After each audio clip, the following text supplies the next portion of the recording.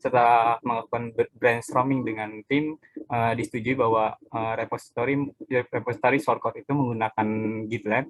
Lalu untuk template web yang untuk admin panelnya itu menggunakan Choc template yang didapat beli dari Tempore. Lalu untuk frameworknya sendiri menggunakan framework Laravel dan database-nya menggunakan PostgreSQL.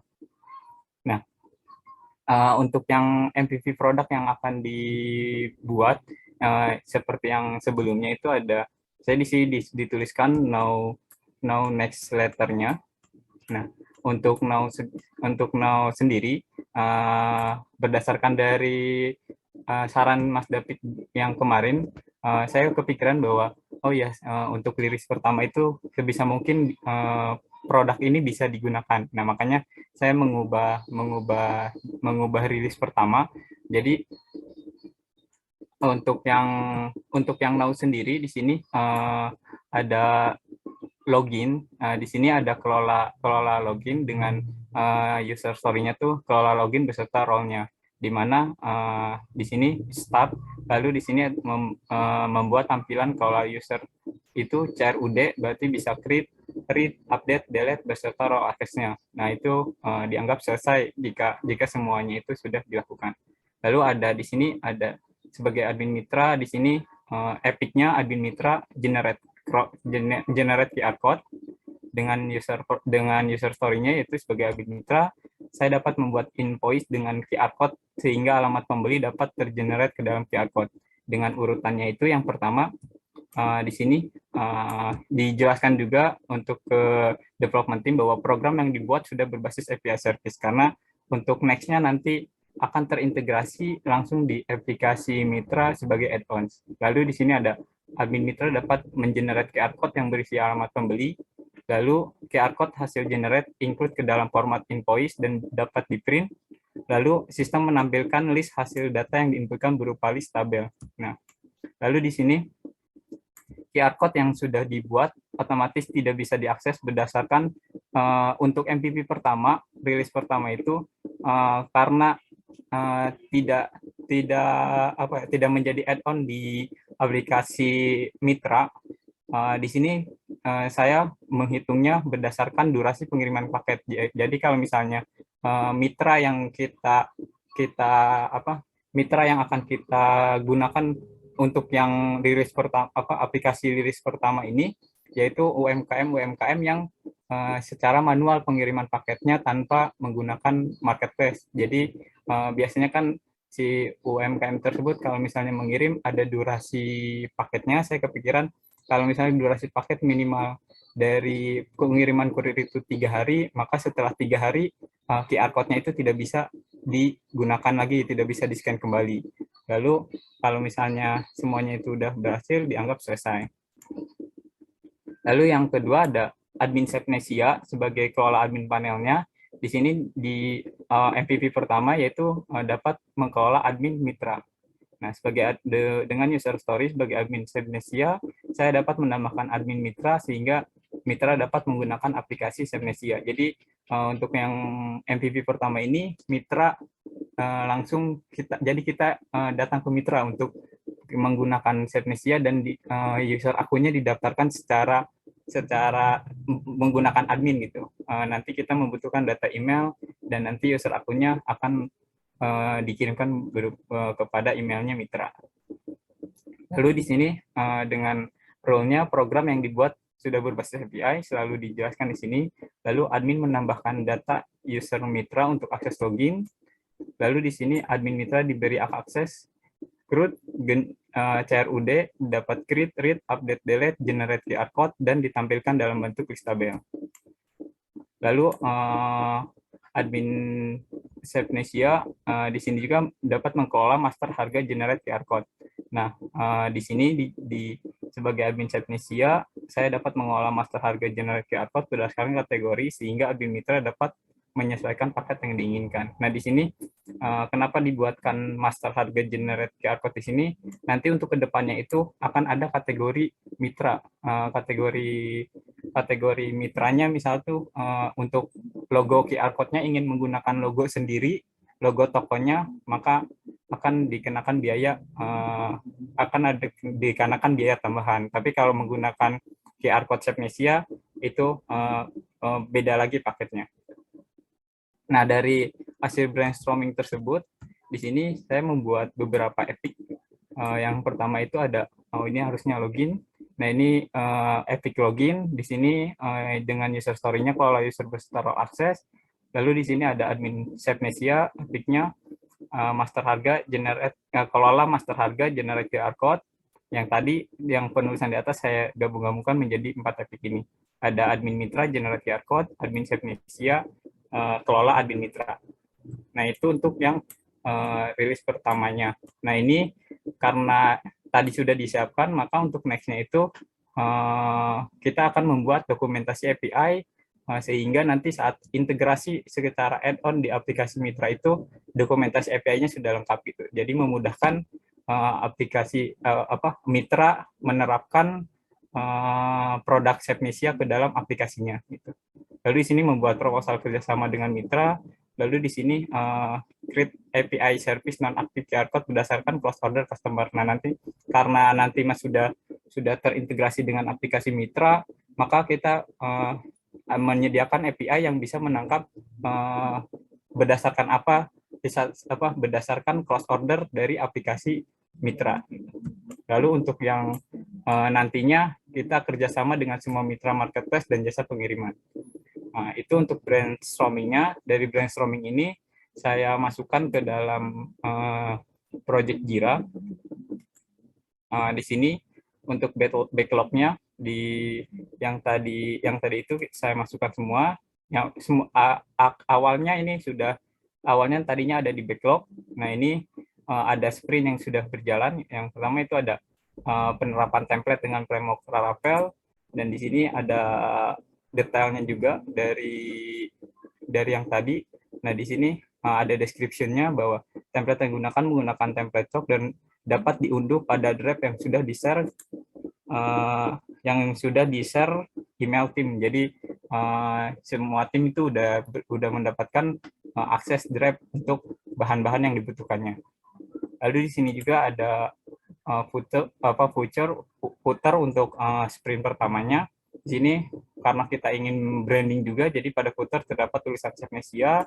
Lalu di header juga di sini terdapat logo dan tulisan Sepnesia. Logo bisa diambil di drive bersama yang sudah dikirimkan kepada email. Dan di sini untuk yang login sendiri, di sini ada beberapa child-nya, ada 9 child issue. Jika itu selesai maka dianggap komplit. Dan di sini dengan deskripsi kelola user beserta role access-nya, dan child issue-nya itu di sini saya pisah-pisahkan karena create user dengan story point 3, lalu read user dengan story point 1, update user dengan story point 3, delete user dengan story point 3. Lalu ada roles juga, ada update role, read role, delete roles. Lalu di sini kelola akses berdasarkan role-nya dengan story point 7. Ini langsung digabung. Oke. Lalu di backlog selanjutnya, kalau misalnya nanti ini selesai semua dengan sprint 1 minggu, di sini 4 isu dengan 1 minggu. Di sini ada backlog juga create admin mitra, di mana detailnya itu saya tuliskan di sini. Deskripsi sebagai admin Sepnesia, saya dapat menambahkan admin mitra sehingga mitra dapat menggunakan aplikasi Sepnesia. Nah, ini saya tuliskan acceptance kriterianya, fitur CRUD dapat berjalan, lalu terdapat fitur nonaktifkan admin mitra. Jadi jika admin mitra itu sudah tidak bekerja sama lagi, bisa dinonaktifkan usernya. Lalu fitur delete hilang jika admin mitra sudah ada transaksi dengan tabel lain. Jadi yang tadinya itu tabel kontrol CRUD-nya itu ada, kalau misalnya sudah ada transaksi, tabel icon delete-nya itu hilang. Lalu saat klik fitur delete ada konfirmasi pop-up terlebih dahulu. Oke, itu dan di sini juga ada create master harga generate QR code yang tadi di brainstorming saya masukkan juga sebagai admin Sepnesia. Saya dapat mengelola master harga generate QR code berdasarkan kategori sehingga admin mitra dapat menyesuaikan paket yang diinginkan. Lalu di sini juga ada generate QR code. Nah, di sini ada acceptance kriteria juga. Deskripsi user story-nya sebagai admin mitra, saya dapat membuat invoice dengan QR code sehingga alamat pembeli dapat tergenerate ke dalam QR code. Dengan acceptance kriterianya, program yang dibuat sudah berbasis API service. Nah, admin mitra dapat generate QR code yang berisi alamat pembeli. Lalu di sini juga QR code hasil generate include ke dalam format invoice dan bisa di print. Sistem menampilkan list hasil data yang diinputkan berupa list tabel. QR code yang sudah dibuat otomatis tidak bisa diakses berdasarkan durasi pengiriman paket atau pembeli sudah close order pembelian. Nah, gitu. Ini disiapkan terlebih dahulu, yang ini untuk next-nya gitu. Lalu di sini setelah tadi dimasukkan saya create sprint, maka SF sprint 1 itu terbuat dengan 4 isu. Deadline-nya itu 1 minggu, 26 Juni sampai 6 Juli. Lalu di sini otomatis di Jira itu terbuat board-nya. Oh, sebelum ke board, di sini juga tadi ada epic-nya. Epic-nya saya masukkan di sini dan sudah digabungkan. Jadi di sini ada login, penerapan template, admin Indonesia, kelola admin mitra, admin Indonesia, kelola master harga. Dengan di sini ada backlog yang terhubung dengan epic tersebut. Nah, itu dan di sini ada board-nya. Di board-nya itu sendiri yang tadi 4 sprint, yang 3 sedang on progress. Nah, kalau misalnya udah selesai, maka masuk ke QA. Kalau misalnya ini sudah selesai, nanti masuk down, dan ternyata di sini di Jira itu bisa dilihat juga insight-nya, sprint burden-nya itu apakah sesuai atau tidak. Di sini bisa terlihat dengan 0 point down, 29 point. Nah, ini biasanya harus di refresh dulu untuk melihat sprint ini. Ini belum done karena ada child yang harus didankan. Nah, ini ada 2 child yang harus didankan. Selain di ininya juga,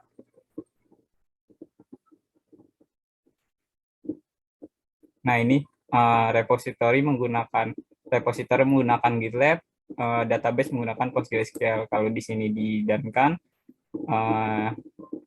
sini dan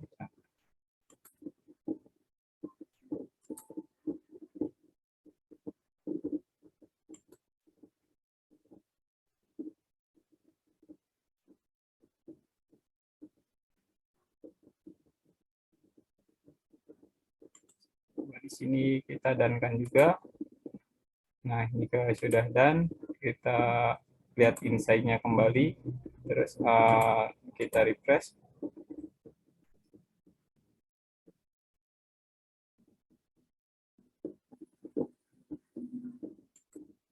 Oh, ini poin di sini tuh udah dikasih poin belum ya?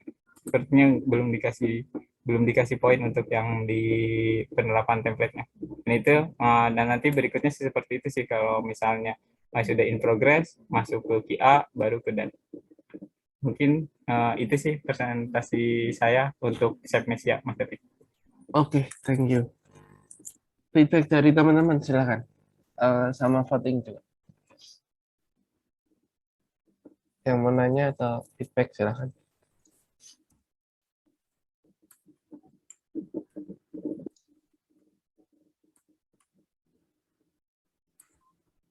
Mas mau tanya sih. Ya, boleh. Silakan. Itu tadi kalau misalkan lebih dari 3 hari QR code-nya nggak aktif apa gimana ya? Oh ya, kalau misalnya tadi lebih 3 hari, jadi si QR code itu udah nggak bisa diakses kembali. Jadi kita nanti si data alamatnya itu akan dialihkan ke misal tuh data alamat tidak ditemukan kayak gitu. Jadi alamatnya akan tersembunyi gitu. Kalau misalkan pengirimannya terlambat itu gimana, Mas? Nggak bisa itu pas saya juga berpikir seperti itu, tapi biasanya kan kalau misalnya pengiriman terlambat itu biasanya di awal mereka sudah ada ini sudah tahu pemberitahuan dari kurirnya sendiri, alamat-alamat ininya, alamat-alamat pengirimnya. Nah, biasanya kan kurir akan udah mengetahui data-datanya itu di sana. Jadi untuk yang pengiriman terlambat itu kan biasanya tergantung ini tergantung dari kurirnya sendiri. Biasanya kalau misalnya saya nggak berpikir ke yang ininya yang jauhnya. Kalau misalnya pengiriman itu biasanya saat paket datang itu data-data si alamatnya itu udah dipisahkan terlebih dahulu oleh kurirnya gitu. Jadi kalau misalnya terlambat secara jauh itu nggak menurut saya nggak terlalu sering gitu. Boleh ngasih saran nggak, Mas? Boleh. Gimana kalau misalkan QR code itu bakal hangus ketika customer penerima itu sudah menyelesaikan pembelian. Jadi kalau misalkan selesai, berarti alamat QR code-nya itu hangus juga gitu. Jadi nggak harus 3 hari atau berapa. Jadi kayak misalkan di Shopee misalkan sudah diterima, berarti QR code-nya juga hangus juga gitu nggak sih, Mas?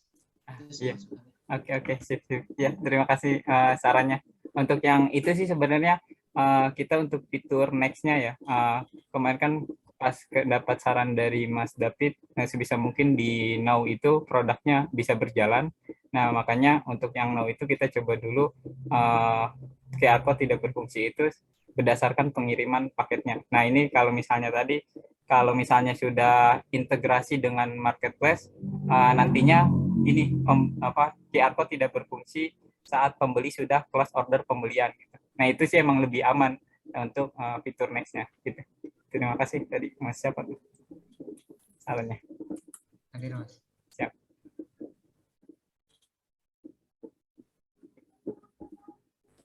Oke, ada lagi. Mas, tadi untuk yang di Jira